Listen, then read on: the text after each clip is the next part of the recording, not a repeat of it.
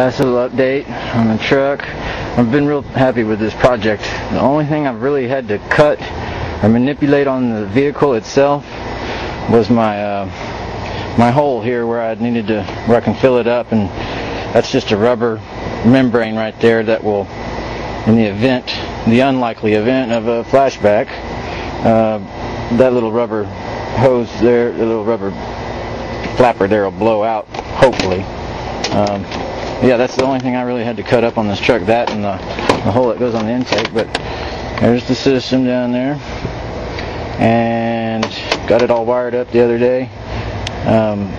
So everything recirculates. I drove it about 80 miles the other day, barely even got hot.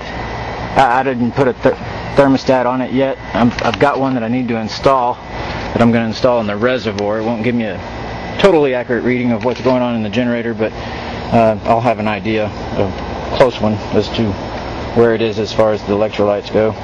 This is the gas that comes out down there, comes around, and just for a few people suggested a flashback arrestor or something, I just put a PVC valve there.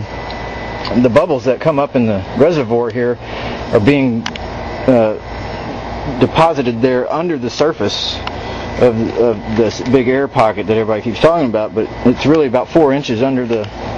I filled it up with more electrolyte too. That was why. Now it comes out way under.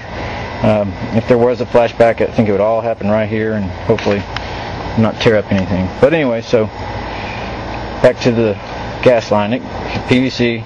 Now switch over to stainless right here. It just looks nice and comes around. And I decided to put it here via Mr. Smart Scarecrow's advice. And in addition to putting it there, I took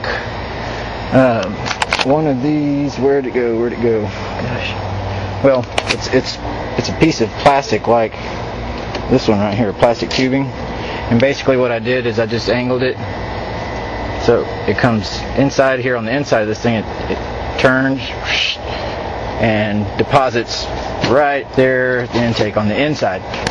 Now I don't know if anybody else's is like this, but this thing here has got 2 cavities in it.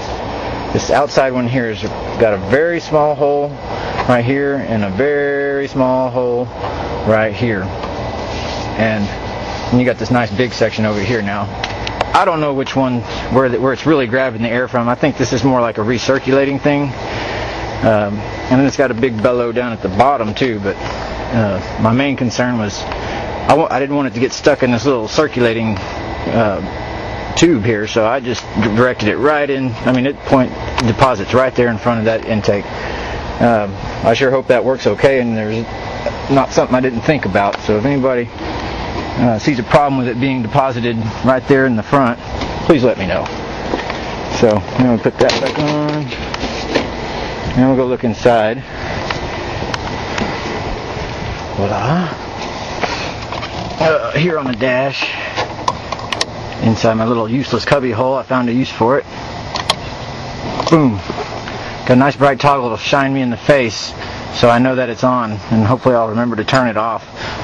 Somebody suggested putting a relay in there to more or less keep it from, so you don't leave it on and when you get out. I have a tendency to forget stuff, so it's probably a good idea.